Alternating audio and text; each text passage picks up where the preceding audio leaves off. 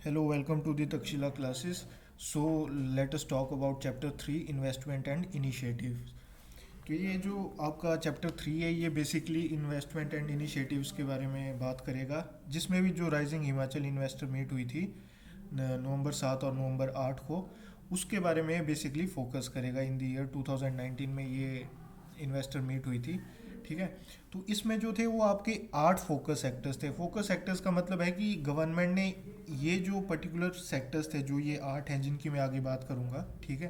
तो इन 8 सेक्टर्स पे particularly focus करके अपने मतलब इनमें ये इन्वेस्टमेंट्स वगैरह लाना चाहते थे और इनको मेन इंजन ऑफ ग्रोथ बनाना चाहते थे कि ये स्टेट इकॉनमी में ज़्यादा से ज़्यादा अपनी ज़्यादा से ज़्यादा कंट्रीब्यूट कर सके। इनकी ग्रोथ जो है वो ज़्यादा से ज़्यादा स्टेट इकॉनमी में कंट्रीब्यूट कर सके, ठीक है। अब इन्वेस्टमेंट की ज़रूरत क्या पड़ी, तो बेसिकली आपको पता ही होगा कि स्टेट गवर्नमेंट हमारी काफ़ी कर्जे में है, वर्ल्ड बैंक से भी लिया हुआ है और बाकी जगह से भी काफ़ी कर्जा है स्टेट गवर्नमेंट के ऊपर। तो ये इन्वेस्टमेंट और जो ये ग्लोबल इन्वेस्टर मीट थी, तो इसका मतलब यही था कि बाहर से कंपनीज आए, इन्वेस्टमेंट करें और जिससे जो है ये एक इम्पेटस मिले इकोनॉमिक ग्रोथ को। तो ऑब्जेक्टिव्स क्या क्या थे, अब ऑब्जेक्टिव्स ऑल दो वैसे तो हम कर लेंगे, बेसिकली इनका सबसे ज़्यादा आपको फ़ायदा मिलेगा मेंस में। जैसे मेंस में डायरेक्ट क्वेश्चन पूछ लिया जाता है कि what was the objective of conducting investment and investor meet, ठीक है। तो उस वहाँ पे आपको ये सारे पॉइंट्स एज इट इज़ लिखने पड़ेंगे, ठीक है।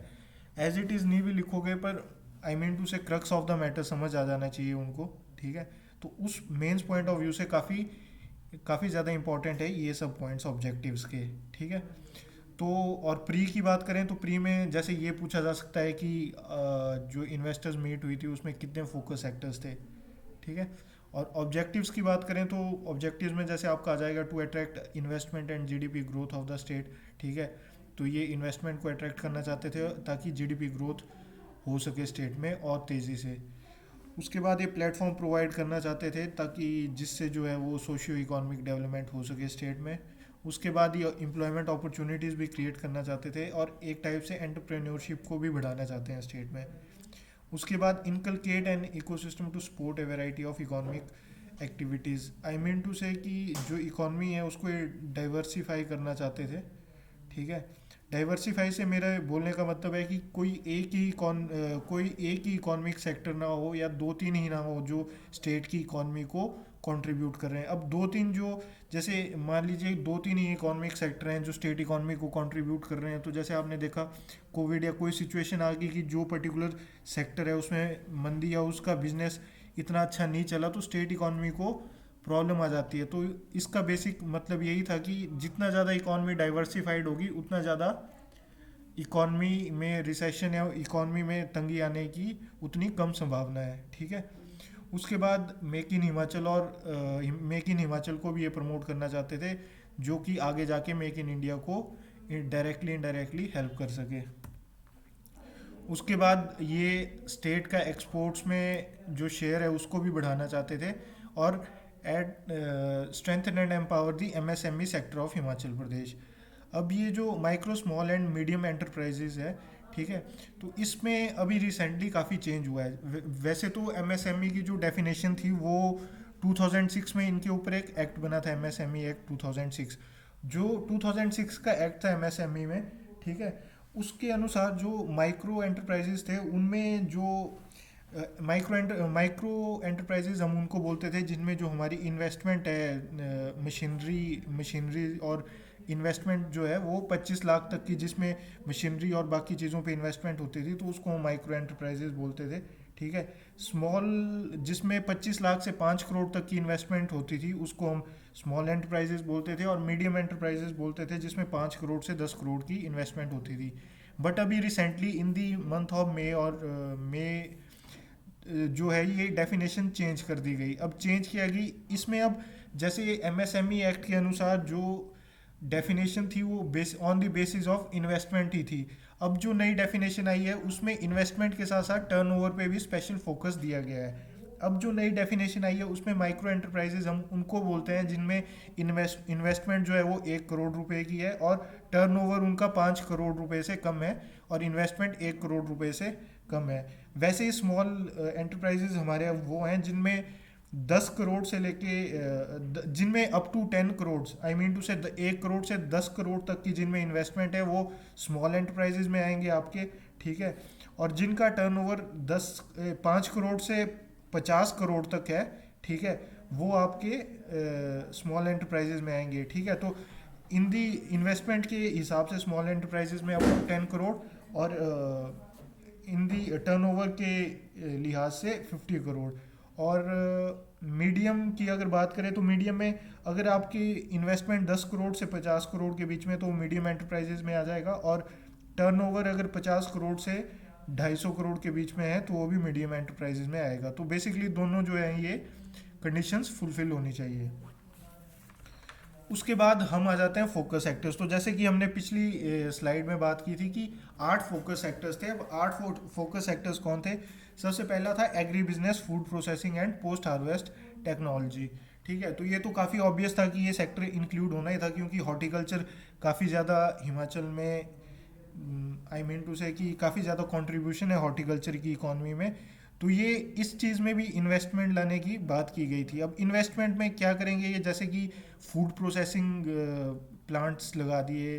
फूड प्रोसेसिंग से बोलने का मतलब है कि जैसे कोई जूस बनाने वाली फैक्ट्री लगी, ऐसे वैसे करके, ठीक है। दूसरा है मैन्युफैक्चरिंग एंड फार्मास्यूटिकल्स, ठीक है। तो फार्मास्यूटिकल्स भी आपको पता है कि बद्दी वाला जो एरिया है उसमें काफ़ी ज़्यादा फार्मास्यूटिकल कंपनीज हैं। तो इसमें भी ये भी one of the focus sectors था, ठीक है। तीसरा था tourism, hospitality and civil aviation, ठीक है। और तो tourism, hospitality and civil aviation ये भी काफ़ी इंटर रिलेटेड है क्योंकि सिविल एविएशन से आई मीन टू से कि एयर कनेक्टिविटी अच्छी होगी तो क्वालिटी टूरिस्ट आएगा। तो इसलिए इनका एक फोकस सेक्टर टूरिज्म, हॉस्पिटैलिटी और सिविल एविएशन भी था। चौथा था इनका हाइड्रो एंड रिन्यूएबल एनर्जी।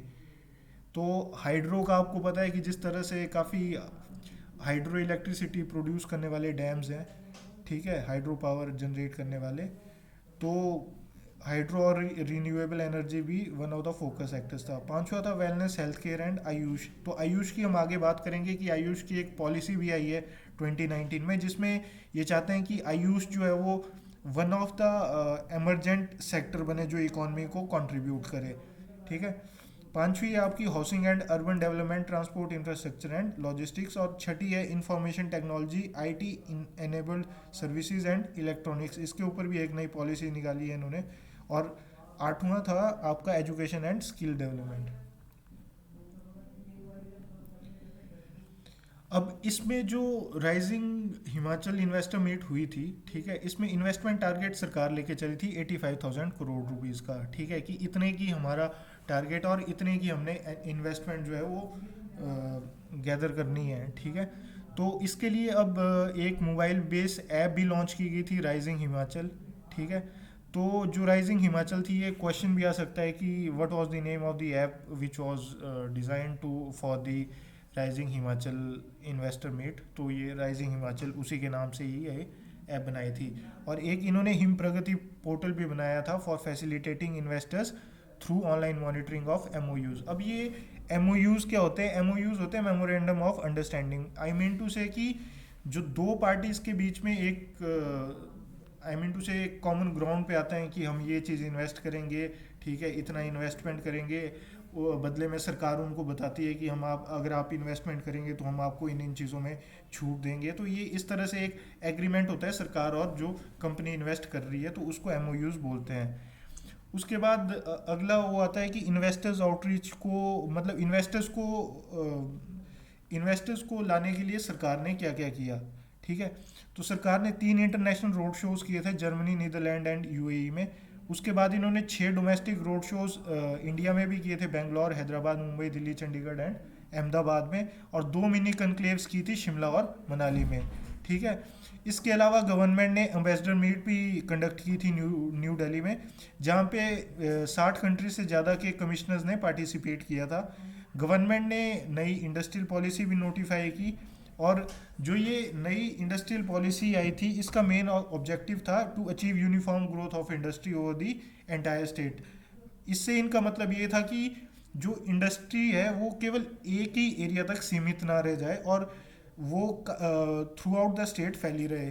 ठीक है, तो इससे क्या होगा कि ना जॉब्स की कंसंट्रेशन एक पर्टिकुलर एरिया में होगी, ठीक है, और समग्र विकास होगा, आई मीन टू से थ्रू आउट द स्टेट ये डेवलपमेंट होगी। अब vision statement of the industrial policy, अब इसका मेन एम मेरा ये था कि मेंस में डायरेक्ट क्वेश्चन पूछा जा सकता है 4 नंबर का, what was the vision statement of what was the vision statement of industrial policy और what was the vision for industrial policy. ठीक है, तो इसमें आप यहाँ से देख सकते हैं कि to create an enabling ecosystem to enhance the scale of economic development and employment opportunities, ensure sustainable development and balanced growth of industrial and service sectors to make Himachal as one of the preferred destination for investment। अब देखिए, इसको मैं अगर तोड़ के आपको बताऊं तो पहला कीवर्ड निकल के आ रहा है यहाँ से इकोनॉमिक डेवलपमेंट, ठीक है, दूसरा कीवर्ड निकल के आ रहा है यहाँ से एम्प्लॉयमेंट अपॉर्चुनिटीज़, तीसरा कीवर्ड निकल के आ रहा है सस्टेनेबल डेवलपमेंट, चौथा कीवर्ड निकल के आ रहा है balanced growth of industrial and service sectors. ठीक है, और पांचवा पांचवा जो मतलब मेन फोकस आ रहा है वो आ रहा है कि प्रेफर डेस्टिनेशन बनाना है हिमाचल को इन्वेस्टमेंट के लिए। तो बाकी तो आप समझ गए होंगे। और बाकी सस्टेनेबल डेवलपमेंट की बात हमेशा इंडस्ट्रियल पॉलिसी में इसलिए की जाती है क्योंकि जो हिमाचल है वो काफ़ी फ्रेजाइल एरिया में आता है, इकोनॉमिकली बहुत सेंसिटिव एरिया है वो हिमालय का, और बायोडाइवर्सिटी के कारण भी। ठीक है, अगर इंडस्ट्रीज ज़्यादा होगी, पॉल्यूशन होने लगा तो डायरेक्टली इनडायरेक्टली बायोडाइवर्सिटी पे अफेक्ट कर सकता है। तो सस्टेनेबल डेवलपमेंट इसलिए ज़रूरी है कि हर चीज़ का ख्याल रखा जाए, उस एनवायरनमेंट का भी ख्याल रखा जाए। ठीक है, तो ये एक इम्पॉर्टेंट पॉइंट है और ये जो कीवर्ड्स हैं इनको मार्क कर लीजिएगा क्योंकि ये मेंस में आपको हेल्प करेंगे। आगे आता है कि इस पॉलिसी का एम क्या था, जो इंडस्ट्रियल पॉलिसी आई 2019 में। ठीक है, तो देखेंगे आपकी जो पॉइंट्स है वो मोर और लेस सभी पॉलिसीज़ के सेम होते हैं, बस थोड़ा सा आगे पीछे किया जाता है, और 2-3 पॉइंट होते हैं जो एक पॉलिसी स्पेसिफिक होते हैं, बाकियों का जो होगा वो सेम ही होगा। जैसे कि हर उसमें होगा कि एम्प्लॉयमेंट अपॉर्चुनिटीज़ को बढ़ाना चाहिए, ठीक है, और ईज़ ऑफ डूइंग बिजनेस को बढ़ाना चाहिए, ठीक है, और वीकर सेक्शन ऑफ सोसाइटी वगैरह की केयर करनी है। तो ये मेंस पॉइंट ऑफ व्यू से मैं आपको बता रहा हूँ कि जैसे अगर आपको कोई पॉलिसी के एम्स वगैरह भी लिखने आते हैं तो 3-4 पॉइंट्स तो ऐसे होते हैं जो हर पॉलिसी के कॉमन होते हैं। ठीक है, और बस 2-3 पॉइंट्स होते हैं जो स्पेसिफिकली हर एक पॉलिसी के 2-3 पॉइंट्स स्पेसिफिक होते हैं। ठीक है, तो जो स्पेसिफिक पॉइंट्स होते हैं उनको याद कर लें मेंस के लिए। ठीक है, और जो बाकी पॉइंट्स हैं वो कॉमन है तो वो कॉमन पॉइंट्स लिख के भी आपका काम चल पड़ेगा, लेकिन जो पॉलिसी स्पेसिफिक पॉइंट्स हैं उनको ज़रूर कीजिए। ठीक है, अब वैसे इसका एम क्या था, to increase employment opportunities for local youth, address issues impending industrial growth. ठीक है, अब ये हम आगे देखेंगे कि किस तरह से क्या क्या किया है स्टेट गवर्नमेंट ने इंडस्ट्रियल ग्रोथ को करने के लिए, किस तरह से नई नई पॉलिसीज़ बनाई हुई हैं। ठीक है, आगे promote ease of doing business. अब ईज़ ऑफ डूइंग बिजनेस से मैं आपको एक चीज़ याद दिलाना चाहूँगा कि जब भी आप प्री एग्ज़ाम में जाएंगे तो NITI Aayog ease of doing business की एक सर्वे निकालता है जिसमें स्टेट्स को रैंक दिया जाता है। तो जब भी आप प्री देने जाएं तो उसमें हिमाचल का रैंक जरूर पढ़ के जाएं, और कौन सी स्टेट ने टॉप किया या टॉप 3 स्टेट्स कौन सी हैं उनके बारे में भी जरूर जान के जाएं। ठीक है, उसके बाद है promoting agro horticulture and rural prosperity. MSME sector, MSME sector के बारे में मैं बता चुका हूँ कि ये micro small and medium enterprises है सेक्टर है। 2006 में इसका एक्ट आया था और नई डेफिनेशन क्या है वो भी मैं आपको बता चुका हूँ। ठीक है, उसके बाद है promote startups and entrepreneurship, uplift weaker sections of the society. Eighth है recognise and increase the role of large investment. अब टूरिज्म पॉलिसी भी इन्होंने नोटिफाई की थी। टूरिज्म पॉलिसी में भी कुछ उसके विजन थे, कुछ उसके गोल्स थे। ठीक है, अब विजन क्या था कि वही विजन है कि हिमाचल को ग्लोबल सस्टेनेबल टूरिज्म डेस्टिनेशन बनाना है फॉर इंक्लूसिव इकोनॉमिक ग्रोथ। ठीक है, गोल्स थे इसके कि इंटरनेशनल ब्रांड ऑफ टूरिज्म बनाना है हिमाचल को। ठीक है, टूरिज्म सस्टेनेबल बनानी है, और ताकि सोशियो इकोनॉमिक ग्रोथ और एम्प्लॉयमेंट जनरेशन हो सके।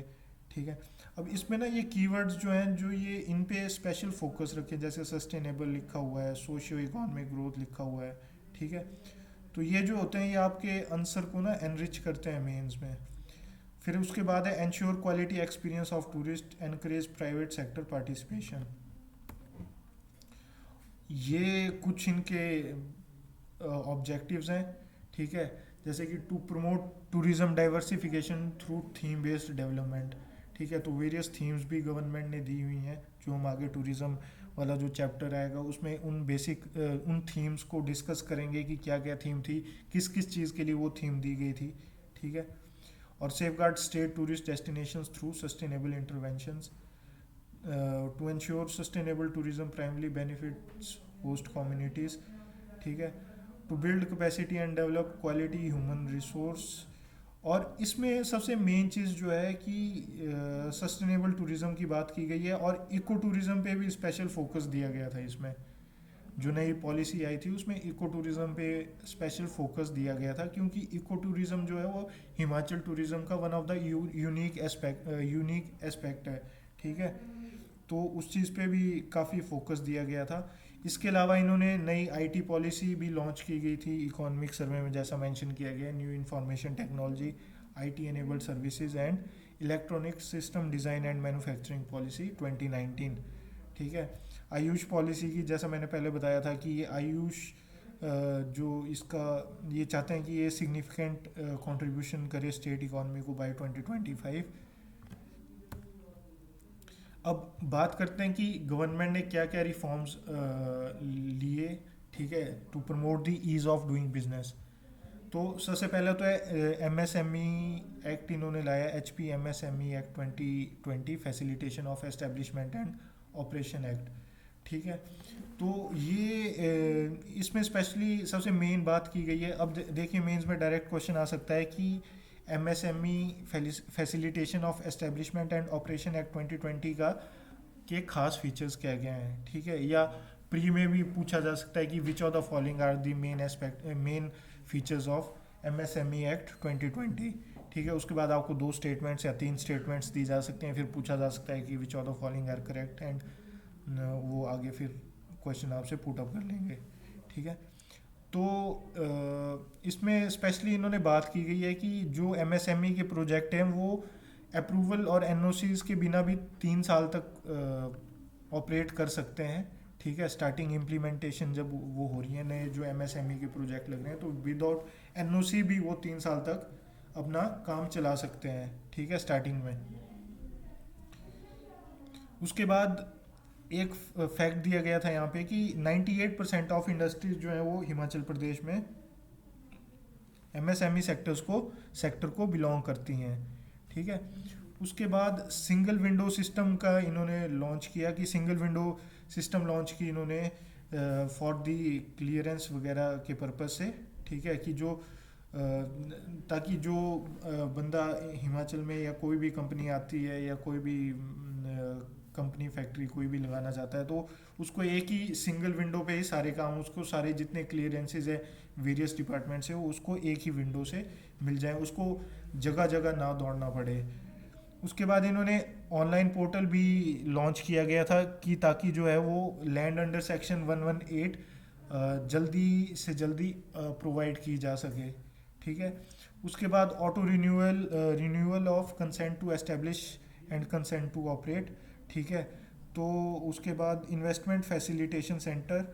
ठीक है। ये भी एक इम्पॉर्टेंट पॉइंट है कि इन्वेस्टमेंट फैसिलिटेशन सेंटर भी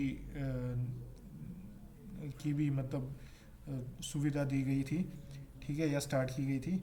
single point sectoral clearances and geographical information system for all land banks. अब ये देखिए, ये पूरा आपका एक मेंस के पॉइंट ऑफ व्यू से क्वेश्चन बन सकता है। ठीक है। मेंस में डायरेक्ट क्वेश्चन आ सकता है कि what was the key reforms undertaken to promote ease of doing business. ठीक है। और प्री पॉइंट ऑफ व्यू से, ठीक है, ये पूछा जा सकता है कि बिना अप्रूवल के कितने साल तक ऑपरेट कर सकती है एमएसएमई। ठीक है। या ये पूछा जा सकता है कि हिमाचल प्रदेश में what % of industries in Himachal Pradesh belong to MSME sector. ठीक है।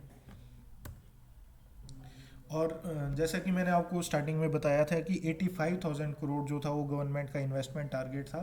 और at the end of the investor meet government ने 703 एमओयू साइन किए, जिसमें जिनका जो वैल्यू थी वो थी 96,721 करोड़ रुपीज़। तो ये जो था, आई मीन टू से, इन्वेस्टर मीट के कारण जो हमारा टारगेट था, ठीक है, जो इन्वेस्टमेंट आई वो इन्वेस्टमेंट टारगेट को ही एक्सीड कर गई। तो इससे हम अंदाज़ा लगा सकते हैं कि it was a successful event. And thank you, wish you good luck.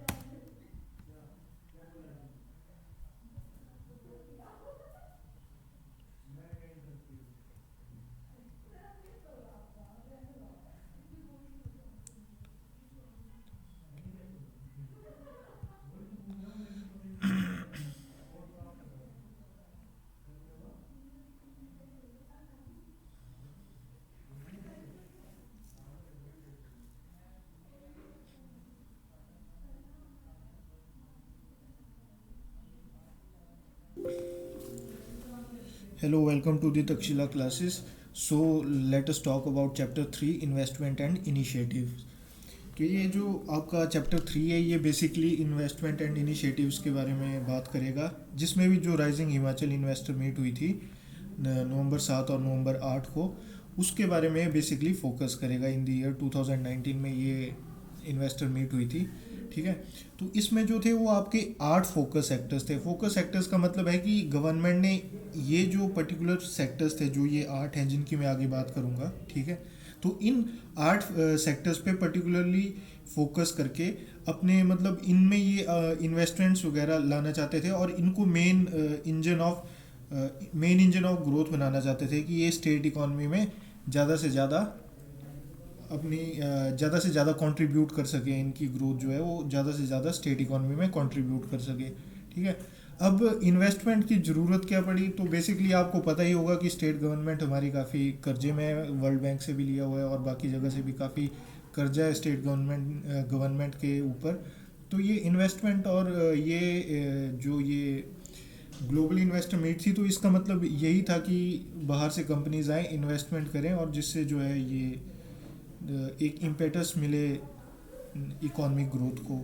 तो ऑब्जेक्टिव्स क्या क्या थे, अब ऑब्जेक्टिव्स ऑल्दो वैसे तो हम कर लेंगे, बेसिकली इनका सबसे ज़्यादा आपको फ़ायदा मिलेगा मेंस में। जैसे मेंस में डायरेक्ट क्वेश्चन पूछ लिया जाता है कि what was the objective of conducting investment and investor meet, ठीक है। तो उस वहाँ पे आपको ये सारे पॉइंट्स एज इट इज़ लिखने पड़ेंगे, ठीक है।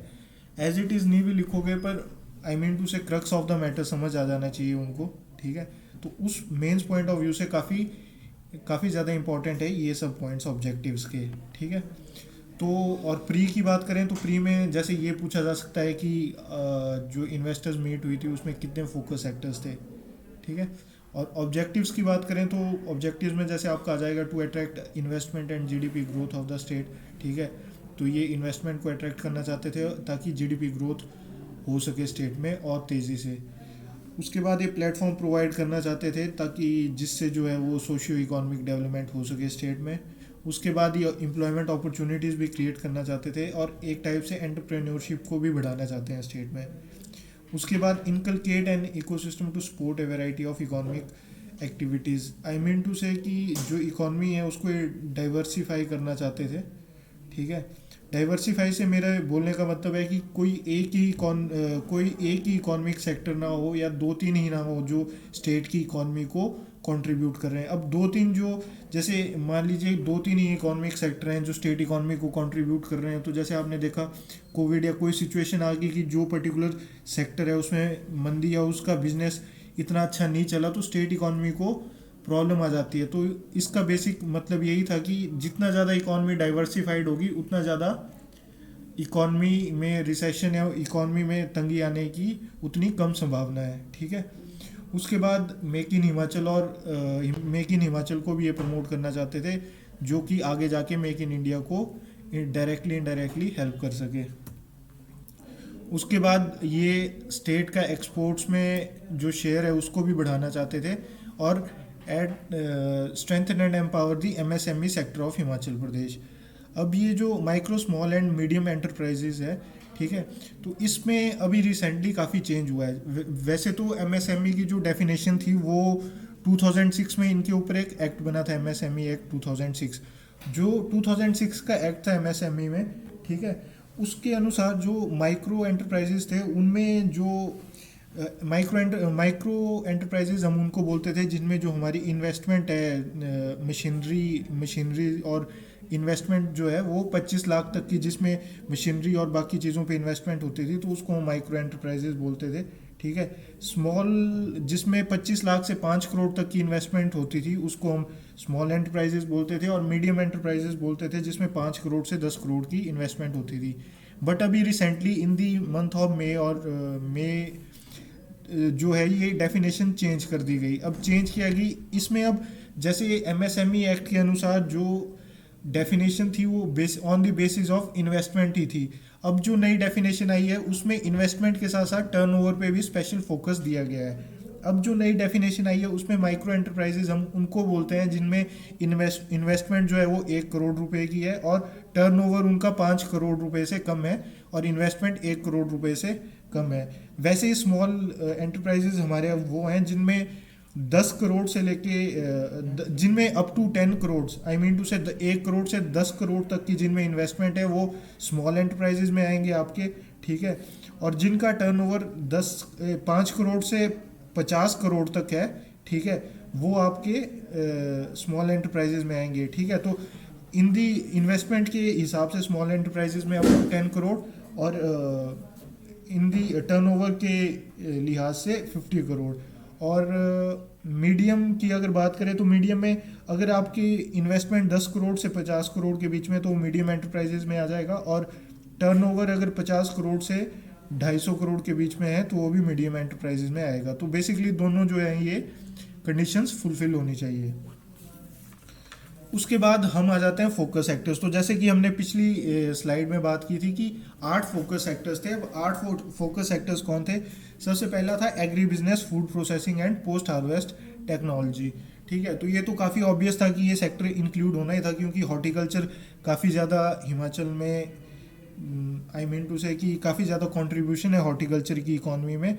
तो ये इस चीज़ में भी इन्वेस्टमेंट लाने की बात की गई थी। अब इन्वेस्टमेंट में क्या करेंगे ये, जैसे कि फूड प्रोसेसिंग प्लांट्स लगा दिए। फूड प्रोसेसिंग से बोलने का मतलब है कि जैसे कोई जूस बनाने वाली फैक्ट्री लगी, ऐसे वैसे करके, ठीक है। दूसरा है मैन्युफैक्चरिंग एंड फार्मास्यूटिकल्स, ठीक है। तो फार्मास्यूटिकल्स भी आपको पता है कि बद्दी वाला जो एरिया है उसमें काफ़ी ज़्यादा फार्मास्यूटिकल कंपनीज हैं। तो इसमें भी ये भी one of the focus sectors था, ठीक है। तीसरा था tourism, hospitality and civil aviation, ठीक है। और तो tourism, hospitality and civil aviation ये भी काफ़ी इंटर रिलेटेड है क्योंकि सिविल एविएशन से आई मीन टू से कि एयर कनेक्टिविटी अच्छी होगी तो क्वालिटी टूरिस्ट आएगा। तो इसलिए इनका एक फोकस सेक्टर टूरिज्म, हॉस्पिटैलिटी और सिविल एविएशन भी था। चौथा था इनका हाइड्रो एंड रिन्यूएबल एनर्जी। तो हाइड्रो का आपको पता है कि जिस तरह से काफ़ी हाइड्रो इलेक्ट्रिसिटी प्रोड्यूस करने वाले डैम्स हैं, ठीक है, हाइड्रो पावर जनरेट करने वाले, तो हाइड्रो और रिन्यूएबल एनर्जी भी one of the focus sectors था। पांचवा था wellness, health care and Ayush. तो आयुष की हम आगे बात करेंगे कि आयुष की एक पॉलिसी भी आई है 2019 में जिसमें ये चाहते हैं कि आयुष जो है वो one of the emergent sector बने जो इकॉनमी को कंट्रीब्यूट करे, ठीक है। पांचवी है आपकी housing and urban development, transport infrastructure and logistics. और छठी है information technology, IT enabled services and electronics. इसके ऊपर भी एक नई पॉलिसी निकाली है इन्होंने। और आठवां था आपका एजुकेशन एंड स्किल डेवलपमेंट। अब इसमें जो राइजिंग हिमाचल इन्वेस्टर मीट हुई थी, ठीक है, इसमें इन्वेस्टमेंट टारगेट सरकार लेके चली थी 85,000 करोड़ रुपीज़ का, ठीक है, कि इतने की हमारा टारगेट और इतने की हमने इन्वेस्टमेंट जो है वो गैदर करनी है, ठीक है। तो इसके लिए अब एक मोबाइल बेस ऐप भी लॉन्च की गई थी, राइजिंग हिमाचल, ठीक है। तो जो राइजिंग हिमाचल थी, ये क्वेश्चन भी आ सकता है कि what was the name of the app which was design to for the rising Himachal investor meet. तो ये राइजिंग हिमाचल उसी के नाम से ही ये ऐप बनाई थी। और एक इन्होंने हिम प्रगति पोर्टल भी बनाया था for facilitating investors through online monitoring of MOUs। अब ये एमओयूज क्या होते हैं? एमओयूज होते हैं memorandum of understanding. I mean to say कि जो दो पार्टीज के बीच में एक आई मीन टू से एक कॉमन ग्राउंड पे आता है कि हम ये चीज़ इन्वेस्ट करेंगे, ठीक है, इतना इन्वेस्टमेंट करेंगे, वो बदले में सरकार उनको बताती है कि हम आप अगर आप इन्वेस्टमेंट करेंगे तो हम आपको इन इन चीज़ों में छूट देंगे। तो ये इस तरह से एक एग्रीमेंट होता है सरकार और जो कंपनी इन्वेस्ट कर रही है, तो उसको एमओयूज बोलते हैं। उसके बाद अगला वो आता है कि इन्वेस्टर्स आउटरीच को, मतलब इन्वेस्टर्स को लाने के लिए सरकार ने क्या क्या किया, ठीक है। तो सरकार ने 3 इंटरनेशनल रोड शोज किए थे, जर्मनी, नीदरलैंड एंड यूएई में। उसके बाद इन्होंने 6 डोमेस्टिक रोड शोज इंडिया में भी किए थे, बेंगलोर, हैदराबाद, मुंबई, दिल्ली, चंडीगढ़ एंड अहमदाबाद में, और 2 मिनी कनक्लेव्स की थी शिमला और मनाली में, ठीक है। इसके अलावा गवर्नमेंट ने एम्बेसडर मीट भी कंडक्ट की थी न्यू दिल्ली में, जहाँ पे 60 कंट्रीज से ज़्यादा के कमिश्नर्स ने पार्टिसिपेट किया था। गवर्नमेंट ने नई इंडस्ट्रियल पॉलिसी भी नोटिफाई की, और जो ये नई इंडस्ट्रियल पॉलिसी आई थी, इसका मेन ऑब्जेक्टिव था to achieve uniform growth of industry over the entire state. इससे इनका मतलब ये था कि जो इंडस्ट्री केवल एक ही एरिया तक सीमित ना रह जाए और वो थ्रू आउट द स्टेट फैली रहे। तो इससे क्या होगा कि कंसंट्रेशन एक में होगी, ठीक है, और स्मग एनवायरमेंट उसे थ्रू आउट द स्टेट ये डेवलपमेंट होगी। अब vision statement of the industrial policy, अब इसका मेन एम मेरा ये था कि मेंस में डायरेक्ट क्वेश्चन पूछा जा सकता है 4 नंबर का, what was the vision statement of what was the vision statement of industrial policy और what was the vision for industrial policy, ठीक है। तो इसमें आप यहाँ से देख सकते हैं कि to create an enabling ecosystem to enhance the scale of economic development and employment opportunities, ensure sustainable development and balanced growth of industrial and service sectors to make Himachal as one destination for investment। अब देखिए, इसको मैं अगर तोड़ के आपको बताऊं तो पहला कीवर्ड निकल के आ रहा है यहाँ से इकोनॉमिक डेवलपमेंट, ठीक है। दूसरा कीवर्ड निकल के आ रहा है यहाँ से एम्प्लॉयमेंट अपॉर्चुनिटीज़। तीसरा कीवर्ड निकल के आ रहा है सस्टेनेबल डेवलपमेंट। चौथा कीवर्ड निकल के आ रहा है balanced growth of industrial and service sectors, ठीक है। और पांचवा जो मतलब मेन फोकस आ रहा है वो आ रहा है कि प्रेफर डेस्टिनेशन बनाना है हिमाचल को इन्वेस्टमेंट के लिए। तो बाकी तो आप समझ गए होंगे। और बाकी सस्टेनेबल डेवलपमेंट की बात हमेशा इंडस्ट्रियल पॉलिसी में इसलिए की जाती है क्योंकि जो हिमाचल है वो काफ़ी फ्रेजाइल एरिया में आता है, इकोनॉमिकली बहुत सेंसिटिव एरिया है वो हिमालय का, और बायोडाइवर्सिटी के कारण भी, ठीक है। अगर इंडस्ट्रीज ज़्यादा होगी, पॉल्यूशन होने लगा तो डायरेक्टली इनडायरेक्टली बायोडाइवर्सिटी पे अफेक्ट कर सकता है। तो सस्टेनेबल डेवलपमेंट इसलिए ज़रूरी है कि हर चीज़ का ख्याल रखा जाए, उस एनवायरनमेंट का भी ख्याल रखा जाए, ठीक है।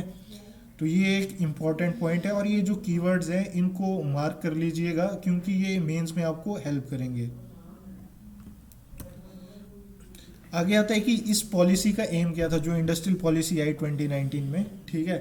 तो देखेंगे आपकी जो पॉइंट्स है वो मोर और लेस सभी पॉलिसीज के सेम होते हैं, बस थोड़ा सा आगे पीछे किया जाता है, और 2-3 पॉइंट होते हैं जो एक पॉलिसी स्पेसिफिक होते हैं, बाकियों का जो होगा वो सेम ही होगा। जैसे कि हर उसमें होगा कि एम्प्लॉयमेंट अपॉर्चुनिटीज़ को बढ़ाना चाहिए, ठीक है, और ईज़ ऑफ डूइंग बिजनेस को बढ़ाना चाहिए, ठीक है, और वीकर सेक्शन ऑफ सोसाइटी वगैरह की केयर करनी है। तो ये मेन पॉइंट ऑफ व्यू से मैं आपको बता रहा हूँ कि जैसे अगर आपको कोई पॉलिसी के एम्स वगैरह भी लिखने आते हैं तो 4 पॉइंट्स तो ऐसे होते हैं जो हर पॉलिसी है, ठीक है, और 2-3 पॉइंट्स होते हैं जो स्पेसिफिकली हर एक पॉलिसी के 2-3 पॉइंट्स स्पेसिफिक होते हैं, ठीक है। तो जो स्पेसिफिक पॉइंट्स होते हैं उनको याद कर लें मेंस के लिए, ठीक है, और जो बाकी पॉइंट्स हैं वो कॉमन है तो वो कॉमन पॉइंट्स लिख के भी आपका काम चल पड़ेगा, लेकिन जो पॉलिसी स्पेसिफिक पॉइंट्स हैं उनको ज़रूर कीजिए, ठीक है। अब वैसे इसका एम क्या था, to increase employment opportunities for local youth, address issues impending industrial growth, ठीक है। अब ये हम आगे देखेंगे कि किस तरह से क्या क्या किया है स्टेट गवर्नमेंट ने इंडस्ट्रियल ग्रोथ को करने के लिए, किस तरह से नई नई पॉलिसीज़ बनाई हुई हैं, ठीक है। आगे promote ease of doing business. अब ईज़ ऑफ डूइंग बिजनेस से मैं आपको एक चीज़ याद दिलाना चाहूँगा कि जब भी आप प्री एग्ज़ाम में जाएंगे तो NITI Aayog ease of doing business की एक बता ही रहा है ये।